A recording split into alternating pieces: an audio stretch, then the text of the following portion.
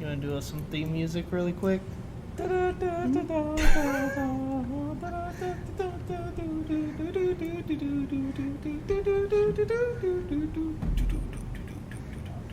to the OutLoud&Awkward podcast, where one grown man sits in his own basement and talks about everything that he loves.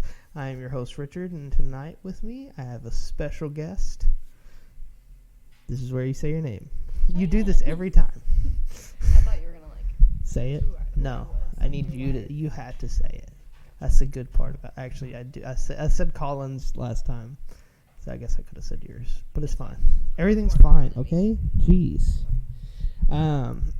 So you know how we start. You don't listen to this podcast very often. You say that like I don't support you. No, you download the episodes at least.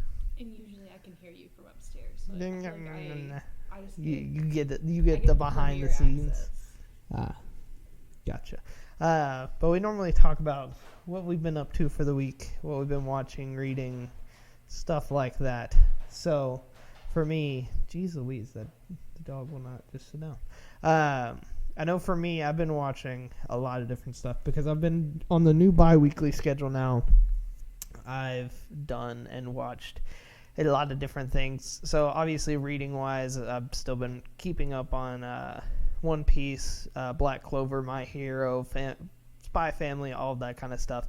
But besides that, I've been watching Blue Lock, which is a sports anime. It's soccer in Japan, and they're basically trying to find the top 5 strikers to be a part of the World Cup team to basically be the face of Japan. And they like get locked into this big tournament type of thing. It's like the top like 100 players, like strikers or something like that, and they're trying to narrow it down to like the best that there could be. So then finally Japan can take home the World Cup.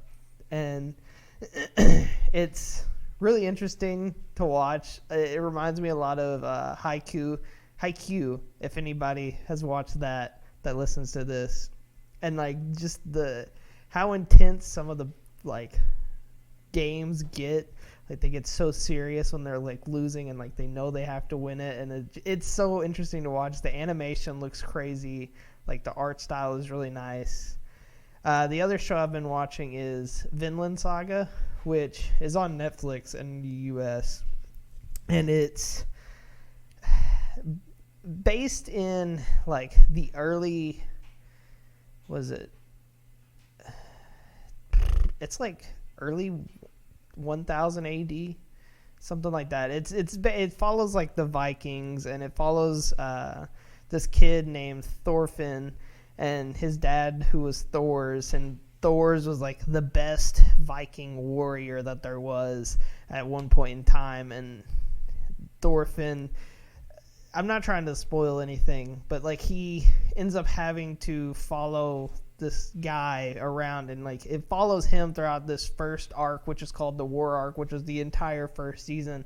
And I'm not gonna lie, I watched the first episode a total of 4 times because I kept starting it, and then I'd go, I'm not into this, and I turned it off, and then I would have nothing else to watch, so I'd go back, start it again, and then would fall back off. And eventually I got to the point where I had nothing else to really turn to because I was basically caught up on everything that I really wanted to watch, that I went, you know what, I'm just going to sit through the first episode and just get through it. So I sit through the first episode, get through it, and every episode after the first episode has been one of the better animes that I've watched. The fight scenes are amazing. The art style is really good, and it just is very appealing. It's like newer art style anime.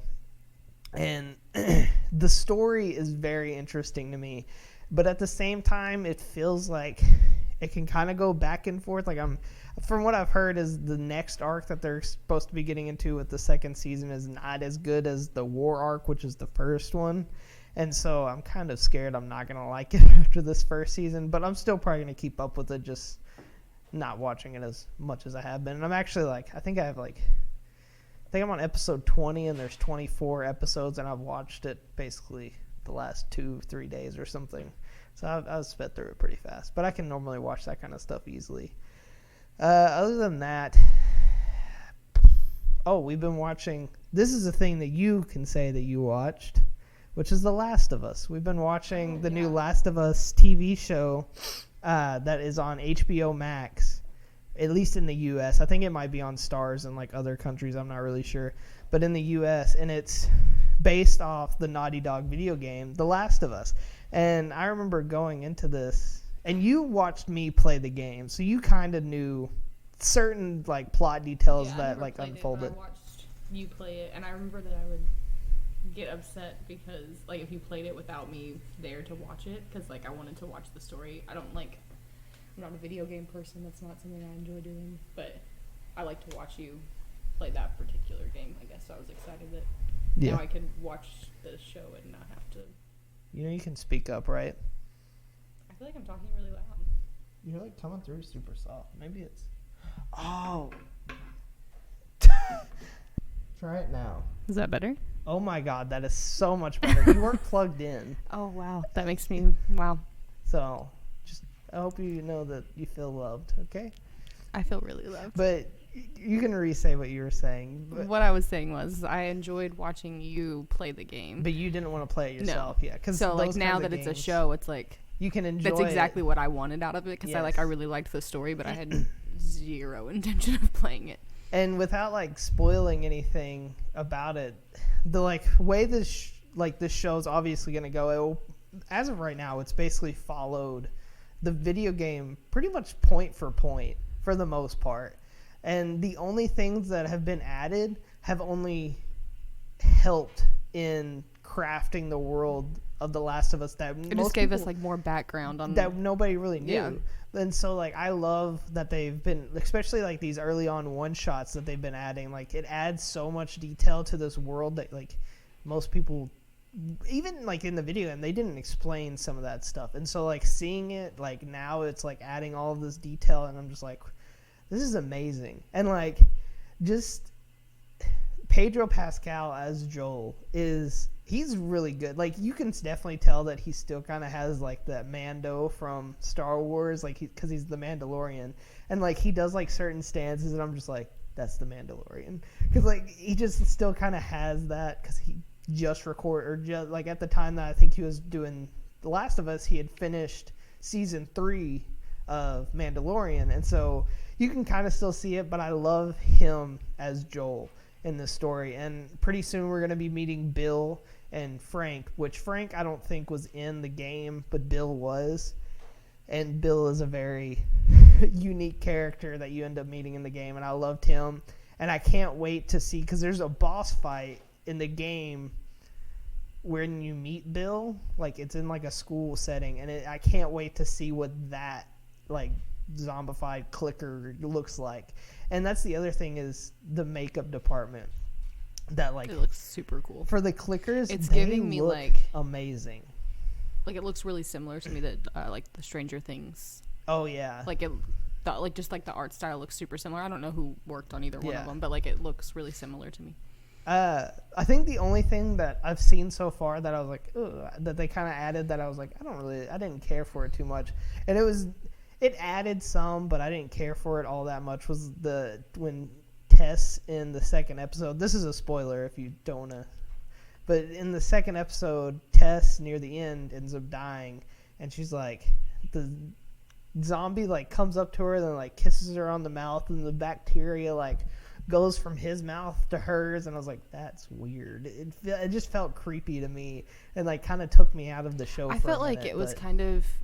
I didn't love it. Like it was weird to watch, but I took it as, which granted I don't remember all of the games, so maybe this might be totally wrong, but I took it as like kind of a reminder that these zombie things weren't necessarily trying to kill people, but they were trying to make over. More. They were just trying to take over. So I think that I felt like that was the intention, was they were trying to show you that the zombies' intention wasn't to kill other people. Like they wanted to make more kind of thing. That's how I took it, but I don't know if that's... So I felt like that was almost needed to show that... Yeah. No, I get what you're saying. Hold on, I was trying to look up stuff.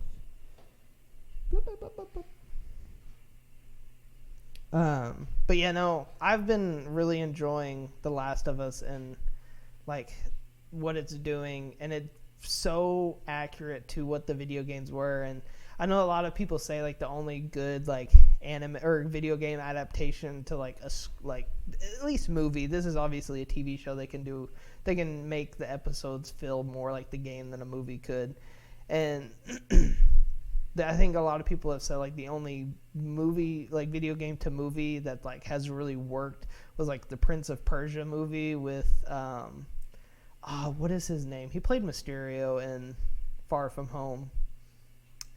You don't like him. Oh, Jake Gyllenhaal. Yeah, Jake Gyllenhaal. I think he was in that movie. I can't remember. But a lot of people love that one, and I like it, but I think so far this has been my favorite like video game adaptation. And obviously it's not like a movie. It is a TV show, so they have a little bit more leniency and they can craft and dive into episodes a little bit more than what they could for like a 2-hour movie. So, because this is basically 8 like 1-hour movies. Oh, so, there's only going to be 8 of them? I think there's 8 or 9 episodes. I didn't know them. And then I don't think they're going to do the whole game in all 8 episodes. I think the next season's going to continue. Oh, okay, and like, gotcha. I think they're just breaking it down. I kind of like that. Like they're not rushing it. Yeah. That's the other thing I like is they can take their time a little bit more with it. Is there anything else that you've been watching or reading or? I mean, I read, but I don't think that it's anything that most people want. Some people might want to hear what you read. I mean, though they're like the spicier kind, but it's spicy. That's what you call romance. It? Okay. I'm sorry. Well, I'm sorry that Barnes and Noble has a sign that says spicy talk on it. I think that's just because that's how they get popular. But I did recently just finish Things We Never Got Over, which has a second book coming out next month, and I thought it was really good. Huh? It was just a romance, like Christian, like small town romance. Christian might find that interesting. He likes really those kind of stuff. I liked it a lot. So, but I think we're gonna go ahead and dive into the meat of the episode. That's what I say every time. I think that's just my new thing. I don't know why. Honestly, my book was a perfect segue. Honestly, it is. Because we're talking about, especially for Valentine's Day coming up, about the time this episode will come out. It'll be, I think, 2 more weeks until Valentine's Day. And so, this is the Valentine's Day episode, I guess you could say. But we're doing rom-coms. And I'm not a huge fan of rom-coms. So, like, these are really the only one. Like, the movies that I picked are really the ones that I can honestly sit down and rewatch over and over again. I feel like neither one of us are super rom-com. Like, I like them. You like them more than I do. But I'm not a huge fan of, like, I like the ones that are more comedy than romantic versus the ones that are more romantic than comedy. When a lot of ironic for what you do, but I'm not a movie person, so. Yeah, I know you're not. But I think we're going to go ahead and get into it, and I'm going to start us off. All right, so for my first movie, sorry, I didn't have it pulled up.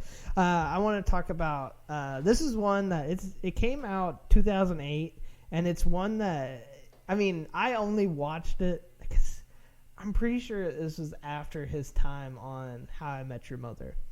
Now, I only picked it because I love Jason Segel so much. But it's Forgetting Sarah Marshall.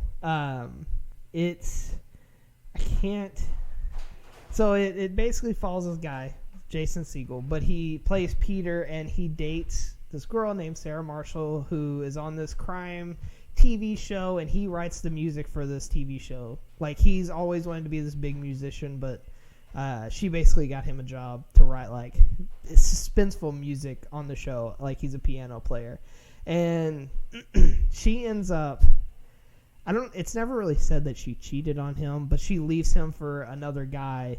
And then, like, he is trying, like, he's doing all these different things to try to get her off of his mind, but he can't do it. Like, he just keeps thinking about her all the time, and, like, he's struggling with it. And so then he goes on vacation to Hawaii, to this resort that she's brought up once or twice.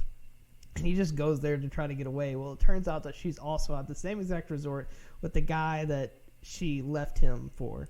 And it has a stellar cast. So that was the other reason I loved it, is because it not only had Jason Segel, it had Kristen Bell, who plays Anna in Frozen, I think, right? Mm-hmm. Yeah. It has Mila Kunis. It has Paul Rudd.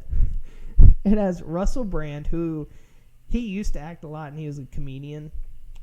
He's a British guy, but in this, he's the one that dates Sarah Marshall, and Kristen Bell plays Sarah Marshall. Okay. And it has Jonah Hill, Bill Hader. It has a couple of other people too. I can't. Who else does it have? Hold on, I have it like pulled up. I'm trying to because it was stacked.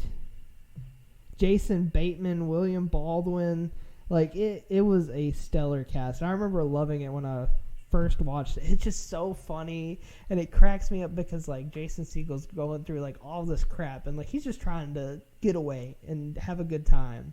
And Bill Hader plays his brother, and he constantly tries to lift him up and make him feel better, and then at the same time he just makes fun of him a lot too. And it was cracking me up because they go to Hawaii, and Bill Hader starts doing his Bill Hader stuff where he just is cracking jokes, and it's a very and I don't know if the people of Hawaii like this movie or not, because it makes fun of Hawaiian culture kind of bad in some instances. At least Bill Hader's character does, but he does it in a fact that he just has no idea what Hawaiian culture is. And then there's Hawaiian people in the movie, and they're the nicest people ever in the movie. But Jason Segel is hilarious, and this was one of the first movies I think I saw with him after watching him on How I Met Your Mother. And he does a tremendous job. He cracks me up every scene that he's in, and he does. I don't know how else to explain it, but he obviously is gone to this resort to get away from Sarah Marshall, to try to forget her, and she ends up being there as well. So then the bellhop, the front desk lady, who is played by Mila Kunis, sorry, which she's Rachel. And I'm not going to spoil too much, but she ends up helping him get a room and everything. And she eventually is the one that kind of helps him get over Sarah Marshall. And near the end, which, I mean, this is going to be a big spoiler, I guess, for if you haven't seen it. But in the end, Sarah is well, I actually love you. I want to get back with you. And Jason Segel's character kind of struggles for a minute to decide if he wants to get back with her, because he does love her, but he's gotten over her now. And so then he leaves her and he goes to be with Rachel, which is the bell lady. And I just think that was it's such a, I mean, it's a cute movie, but I thought it was one of the funniest movies when I first watched it, because I just loved him as Marshall in How I Met Your Mother, and I think he did a tremendous job in this movie. I think if you haven't watched it, you should definitely try to find it somewhere and give it a shot and watch it, because I thought it was great. I thought it cracked me up from start to finish. It's very raunchy at some times, but it kind of plays to that, where it means to kind of be like that sometimes. And so especially Russell Brand, he's just he's this musician, this star singer, but he sings a song at one point, and it's can't wait to be inside of you. And he's singing it on stage to Sarah Marshall, and it's doing all these weird pelvic thrust things. So it's gets super raunchy at times, and I just think it's hilarious, because I'm it just plays to that. It's I don't know. I just thought it was hilarious. I thought it was really good. I thought it did a good job, and it's definitely one that I could go back and rewatch and still get good laughs from it, from all of the cast members in the movie. But definitely enjoy that one. Well, actually all of mine, let's be real, are more on the romance side than the comedy side, but they still have the comedy in them.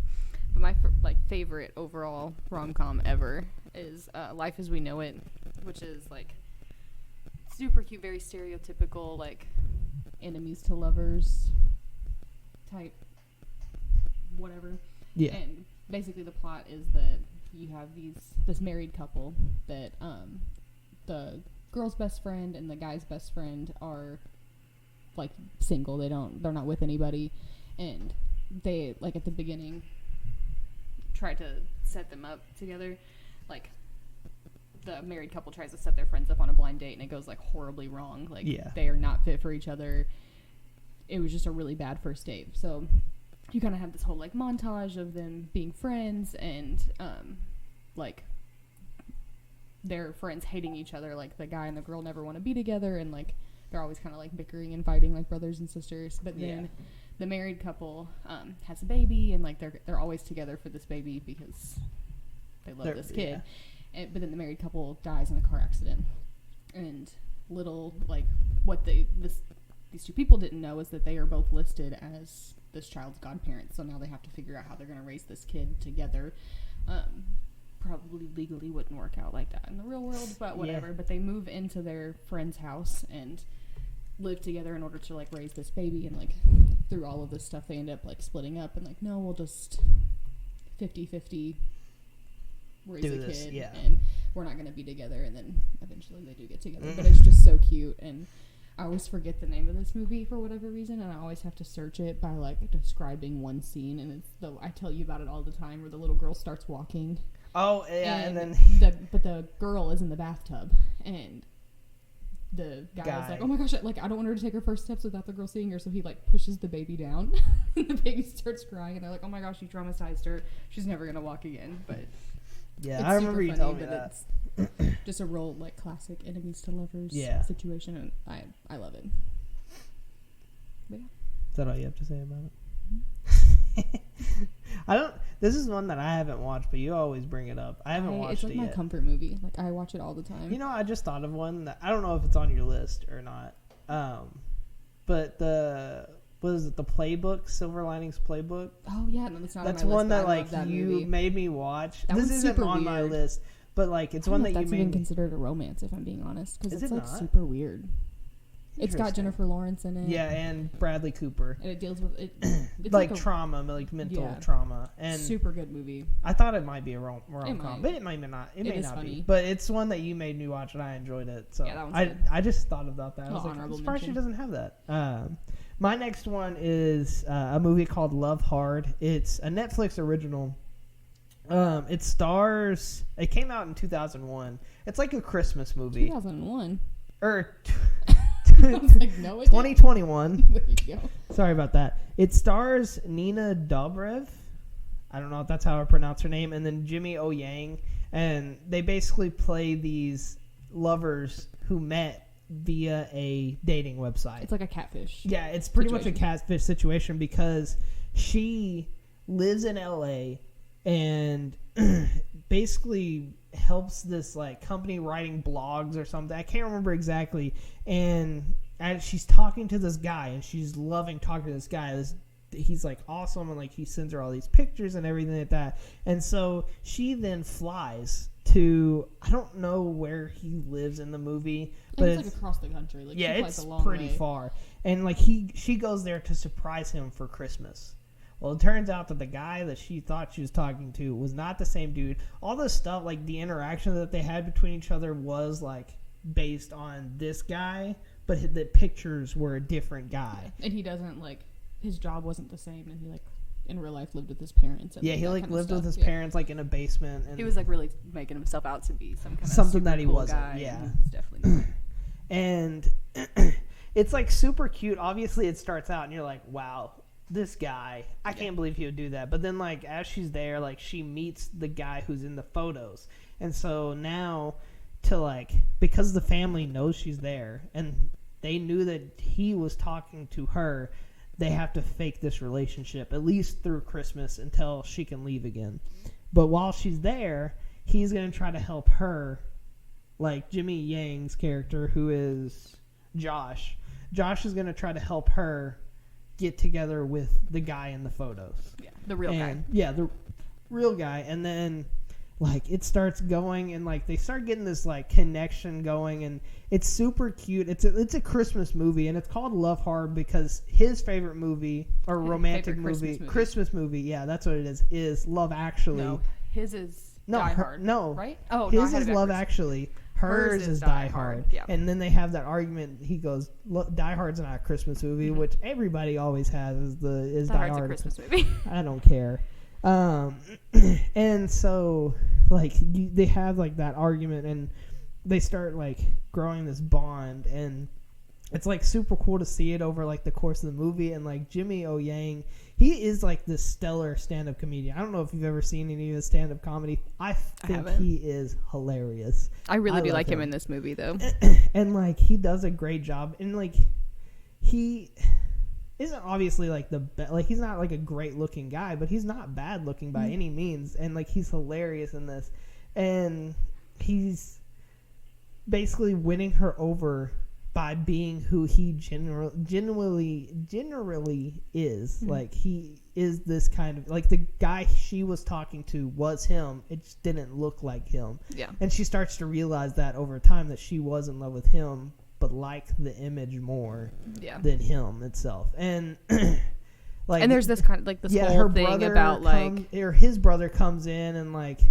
There's like that whole like family dynamic of fighting over like who's the better son type of thing because he's like trying to impress his parents. It kind of deals with some like pretty deep stuff too because they have that whole conversation about how like he's like, well, this is who I really am, like, and you fell in love with me for me, but like you would never have fallen in love with him. Like you would have never started the conversation if I just looked like he does, looked like me, like you wouldn't have like immediately came up and so it kind of like brings up all of the issues of like. Do we really fall in love with looks versus personality kind of situation, which is like that TV show Love is Blind. Love that show. We watch all the time. Trash TV, but it's so good. But like it's just so interesting, and like over the course of the movie, like you fall in love with both these characters and you're rooting for them to get together, but she's like fighting back against trying to get with him. And I'm not going to spoil the end or anything like that, but like once you get to the end, it's a pretty solid ending, and I really enjoyed it and like what it brought to the table, and the comedy was there. I loved it. The romantic side, I actually did enjoy that side of it because I thought it was cute and it wasn't forced, cheesy or anything like that. Like it felt genuine, and that's what I loved about it. And they mixed that really well, and they have that amazing cover of Baby It's Cold Outside. Oh yeah, where they like change the lyrics to be like less the lyrics so it's less like creepy. And so I just love that, and you can find that on YouTube if you just want to watch. It was like all over TikTok for a little while too. It was super cool. But it's definitely one that it's a good watching during Christmas kind of movie. And I told my buddy Christian about it, who used to be on this show, and I was like, honestly, you could probably wait till next Christmas to watch it because it kind of feels better around Christmas time. I feel like honestly. It does too. So, but yeah, that's one that's on my like list of rom-coms that I could honestly watch again and still enjoy it no matter what. So, well, kind of in the opposite standpoint, a super cheesy rom-com. I have one that's like I had one that was like super cheesy that I chose not to say, and it was She's All That. It like basically jokes, or no, it's not that one. What's the one with Chris Evans? I have not another teen movie. That's the one that basically is a rom-com, but it jokes on rom-coms. Yeah, and I think it's hilarious. Well, the one that is super cheesy that I swear Richard loves but will not admit it. I never said I don't love it. I just didn't want to talk to all the boys I loved before. I feel like this came out. All three. We watched all three because like every year they came out on Valentine's Day, and like we would like go out to eat, and like we would do like our Valentine's Day stuff, and then we would come back home and be like, oh well, this movie just came out, like let's watch it. And then like after we watched the first one, then the next year the second one came out, and we're like, well, we have to watch the second one. And then the next year the third one came out, and we're like, well, now we really have to watch all these. But now they're done. There's no more. But they are super cheesy. Yes. Like very like stereotypical young adult. High school romance, but it's so cute. Better than any of the other ones. Oh yeah, I wasn't a fan of the second and the third, but the first one is super cute. But basically, if you haven't heard of it, this girl writes letters to every boy she's ever loved and keeps them in a box in her room. Yeah. Like it's just like a therapeutic type thing. Every boy she's ever loved from like the time she was like 8 years old. Because she never like thought she was like good enough to actually be with them, so she just writes these letters to like express her feelings and then get rid of it, and then she's like, well, now I never have to talk about this again type of situation. And then I think it's her sister, right, that her finds the letters and mails them out. And so then all of these boys get these letters that she's wrote about them, where she's like professing her undying love for all of them, and she kind of walks through these steps of like all of these boys getting the letters and then approaching her and talking to her, kind of going through it. But then there's the one that is like the most recent. I think Jordan Fisher's in this movie. Hold on, let me I think that's the second one that he's in, because he's the letter that gets lost. Yes, I think that's what it is. Then she kind of goes through the motions, and they fake dates this one guy. They have a whole contract, and it's another one of those, like, we're gonna fake it till we make it kind of things. But it is super cute. Condor and Noah Centineo. Yeah, Noah Centineo is. I feel like this was like his Peter, rise right? to fame. Yeah, I feel like this was like his. Yeah, that was like the first big movie that he. What was he in before this though? I can't remember, but I feel like this was like the like. Because it's what I remember him for. His most recent movie now is Black Adam, which The Rock really did something to that movie. Go ahead. This movie is just super cute because it is very cheesy. I can't remember her name. What is her name? Laura Jean. And she's just super dramatic and over the top, like all teenage girls. And like she's like, oh my gosh, like laying on her floor and crying because her life is so ruined. I love her sister though. Yeah, her little so sister fun. like basically did everything. That was like the funniest part of that movie. Like she was like kind of like, it was her younger sister, but she was definitely more like mature emotionally and was just kind of like, get yourself together, Laura Jean, like you're being ridiculous. And their mom had like passed away, so like they were just living with their dad. And so like it's got a whole like a lot of deeper meanings in it, but just like I know the second and cheesy, third cute. one. Second and third one kind of dive into more of the like, I guess not really traumatic past, but like the death of like their mom and like kind of like how they've. Well, and I feel like some of the second and third one kind of deal with more of the, like the harsh realities of high school romance. Like this might not actually last forever, and be able to go to the same school. Like some like serious. It kind of gave me High School Musical vibes. I'm not gonna lie, but it was cute. I liked it, and I'd watch it again. The second and third one maybe not, but the first one I'd definitely watch again. No, I agree. I do like it. I would definitely watch the first one again, but I agree. I'm just shocked that you're admitting to it, because when we first started watching these, you would have never admitted out loud that you were watching it. Because I started talking about it, and she was like, I have no idea what you're talking about. And I was like, okay. Whatever. You love these. But I would probably honestly watch the second one, but I don't know about the third one. I honestly can't remember the third one very much, which kind of... It was definitely them like graduating and trying to decide the school that they were going to go to. I know this older sister comes back from Ireland or something. Yeah. She goes to visit Ireland or something. I don't know. It's something like that. Like a whole... But they are based off books that are apparently super great. I wanted to read them, just haven't never gotten around to it. No, I do enjoy that movie. It's definitely cheesy. It's super cheesy. It's not very funny. Like I think it's funny. It's like I think the sister. It's like childish funny. It's like very family friendly. Like you could definitely watch it with your kids and like my options probably aren't very family. Most of mine are family, especially forgetting Sarah Marshall. That one's definitely not family friendly. For my next one, I have another Netflix movie. Came out in 2019. So older movie now. But it's Always Be My Maybe. And it stars... So funny. Oh my god, I love it. It stars Ali Wong, who... She's a stand-up comedian, isn't she? Mm-hmm. Is she the one that does the crypto... No, that's Angela Johnson. Okay. That's who I thought it was. Yeah. But it has her... She is hysterical. I would like to see her in more movies. I don't know if she's in anything that I know about, but she is hilarious in this movie. She's in a lot of movies, actually. I just don't know any of them. Yeah. I'm going to have to look them up now and watch them. And it has Randall Park, who is Jim from The Office. And if you understand that reference, you are definitely peak, honestly. But he's also... who is he? He's in Marvel. He's like an agent for S.H.I.E.L.D., but I can't remember his name. I can't either. Is his name just Jimmy Woo? Yeah. In Marvel? I think so. I think you're right. I don't remember. But he's in it. I love him. I think he is also he's so funny. Hysterical. Like just very dry humor. Like, oh, yes, for sure. Hold on. I'm trying to see what else he's been in. He's in a TV show, Blockbuster. He's in The Interview. He plays... who is the leader of North Korea? But he plays the leader of North Korea in that movie, and I think it's hilarious. I think he's in The Office. Is he not in The Office? I'm thinking of somebody else.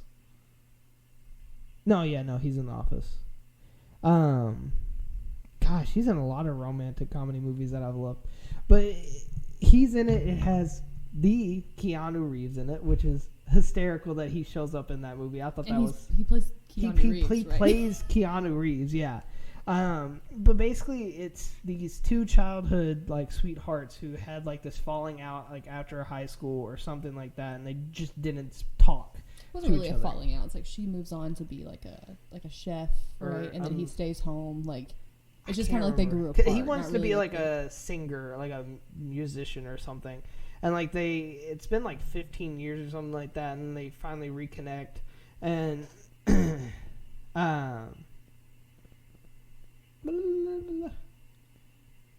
like obviously like they don't really reconnect, I guess. They run into each other, and they kind of like talk and have these fun, exciting, like they reminisce, I guess to say. But like they live in two completely different worlds, because you have her who's like this very high and wealthy and like well-known chef, and then you have Randall Park who's like performing in bars. And, yes, he just sings whatever he wants, doesn't really care what he's doing. He's just making he's living paycheck by paycheck kind of situation, and he just doesn't care. But he still kind of has this like love for her, even though they're on two separate worlds. And you know, they eventually like try to like rekindle some of that spark and that love, and like it's never like always really there. And I think the comedy in this is hysterical. The actors are amazing, and it like it's a shock that I felt like, because at the time it came out, I felt like I didn't really hear anything about it, because I don't think we watched it until like late into 2019. I think it came out like early 2019, or not early, at least before the halfway point of 2019. I can't remember. I know that we were kind of late to. Yeah. We were late to the draw on. Yeah. Watching. It came out. Hold on. It came out in May, so. But we definitely didn't watch it in May. I don't remember watching it in May. I think it was like July that we finally ended up watching it. And I was shocked at the time that like nobody had talked about it. And I've watched here recently. There's been so many like Asian actors like in movies who have like done such an amazing job. They have a lot more representation. And I think it's great. I love the movies that come out from like the Asian actors and like what they can do, and I'm just shocked that like we haven't like I haven't seen the movie, but I feel like the like turning point for a lot of that was the Crazy Rich Asians. Yeah, that movie came out really like I feel like that brought a lot of really great Asian actors to the forefront. Like and not only that, it allowed Asian actors like I can't remember his name, but he played Short Round in Indiana Jones. He played as a child and never did acting again because he couldn't get any jobs. They just weren't hiring Asian actors. And then that movie came out, and he saw it, and he went, "Oh my God, they are hiring Asian actors." And like, he came back and was in Everything Everywhere All at Once as like the husband in that movie, and he was phenomenal. I loved him in that movie, and I hope that they give him any role. Like, he deserves it. I think he should be the new Indiana Jones. Like, I love Harrison Ford to death, but man's like 80 years old. Man needs to quit being Indiana Jones at this point. They should just let somebody else be Indiana Jones. I think they originally were going to do that, but then Harrison Ford's got a tight grip on Indiana Jones right now. I don't know what's going on, because he's back again. There's a new Indiana Jones movie, and they're de-aging him and everything in that. It's crazy. It's hysterical. I'm still going to watch it, but like, my God. But like, this movie just kind of blew me out of the water, because it was like really the first. I mean, I feel like most of the movies we've talked about have had at least an Asian actor in it so far. And so like, I think all of them are amazing, and I don't really know what else to say, but I do think if you haven't watched this movie, it's hilarious. So funny. And like, Randall Park blows it out of the water. It's like one of his like bigger roles that he's really had, and even then it's still not like a big movie, but like, I feel like more people should watch it and talk about it than what they do. It's definitely a true rom-com. Like, I feel like sometimes they get the label rom-com and because like there's like one balance. joke in it, and so like that makes it a comedy. But like, it has an the one amazing. I'm about to talk about next. But yeah. But like, it has such like a good balance between like the romantic side of things and because obviously you have Ali Wong, who's hilarious. who is funny, but she's the one that kind of holds down the rock of the romantic side. And, like, then you have Randall Park, who's, like, the funny one, at least at the beginning. Like, but then you they have start that. kind of switching roles. But then they start switching roles, and Randall Park becomes, like, they do such a great job of, like, obviously character development in this movie. And it definitely doesn't get enough hype. I know. So good. And then I'm pretty sure Randall Park punches Keanu Reeves in the movie, and I'm pretty sure he does, that too. was hysterical. What's the, like, rating on this movie, just out of curiosity? It's a 6.8 out of 10. I think it deserved a little bit more. Okay. It says 85% of people like this movie. On Rotten Tomatoes, it's a 89%, which a lot of times I don't agree with Rotten Tomatoes, but I agree with them on that one. Yeah. I think it's a good movie, and I think if you haven't had a chance to watch it and you have Netflix and it's on your Netflix and wherever you live, I would give it a shot. Or if you can find it any other way, I guess do it. But I think it deserves that, like, little bit of incentive that they get from movies. But it's hysterical. I loved what it did, and honestly, I'd watch many more movies with Ali Wong and Randall Park, because Randall Park is hysterical to me. I loved him in everything that he's been. He cracks me up constantly. But Agreed. All right, so my last movie is definitely falling into that category where, like, is it really a comedy? Is it more romance? You can decide. But it's The Prince and Me. Have you ever watched this movie? I don't think so. It's so good. Like, it's definitely on the cheesier side, kind of bridging on, like, Hallmark. We know what's going to happen, but we're going to watch it anyway. But it follows these two college students, so Paige and Eddie. And Eddie is from Denmark, and that's about all we know for a little while. Paige is, like, small town girl, lives on a farm, and then Eddie is from Denmark. And they kind of don't really like each other at first, but, like, it's not like a hatred. Paige is just kind of like, you're kind of stuck up, and I'm not about it. So, but then they eventually become friends, and then as their love for each other grows, she finds out that he is actually the prince, like the crown prince of Denmark, and like he's like hiding in America because he honestly watched a bunch of videos when he was in Denmark about college girls, and he thought that all college girls did was get drunk and take their tops off, so that's why he went to college in America. And then as obviously he's with Paige, and she's kind of like this sweetheart hometown girl, like, it kind of changes his perspective, and then it kind of goes back and forth because, like, they eventually get engaged, but then she realizes, like, no, I wanted to be a doctor, like, there was things that I wanted to do for myself, so she breaks it off, and then it's kind of like this tussle between, like, self-development, doing what I want to do versus being with somebody that I love, and I feel like it doesn't get enough credit, and honestly the ratings are kind of bad, but I really like it. I watch it. I've never seen it before. It's one of those that, like, is randomly on, like, TV a lot, and, like, if it's on, I'm like, I have to watch it. It's kind of, that's how Forgetting Sarah Marshall is, especially because it's so old now. Yeah. Like, it just shows up randomly on TV. I don't know when. 2004. Gotcha. But yeah, I don't know who's in it or anything. I can't remember the girl's name. Julia Stiles. That sounds familiar, but I think it's just because I she think is of Harry in- Styles when you say that last name. I can't remember what she's in. I don't She think was I've kind ever... of like a pretty popular actor or actress for a little while. She's in the Mindy Project. I don't like that show. She's in Silver Linings Playbook. Is she the sister? Yes. That's what I was thinking when I was like, Richard would know her from somewhere. Yeah, she's the sister in for Silver Jennifer Linings Playbook. Lawrence. Yeah. Character. Also, I looked up that movie, and it's a romance drama, so it's not a, like, This one? rom-com. No, Silver Linings Playbook. Oh, okay. I looked that up because I wanted to know Yeah. if it was Because what that it one's was. like funny, but like not really funny. Cause Yeah, it's it's more sad serious. And It, dark like, and because, like, eventually, and I mean, obviously, now we're kind of diving into this. We're going off track, but, like, because, like, not only does the son have, like, this mental illness issue, but like the dad. the dad also has this one, but he doesn't want to, like, admit it because he lives in this older. There's a trigger time. warning before the end before that movie. If I'm, Is it really? I think so. And, like, I the don't mom, know. I'm pretty sure also has. I think she's more OCD than. The dad's definitely OCD. Yeah. Well. Yeah. No. Because they talk about it. Yeah. And then, like, Jennifer Lawrence's character has, like, this mental illness from so many things that have happened. And, like, it's just crazy, like, everything in that movie. And I'm not going to go off tangent anymore. line it back up, get back on the track, and talk about what we were talking about.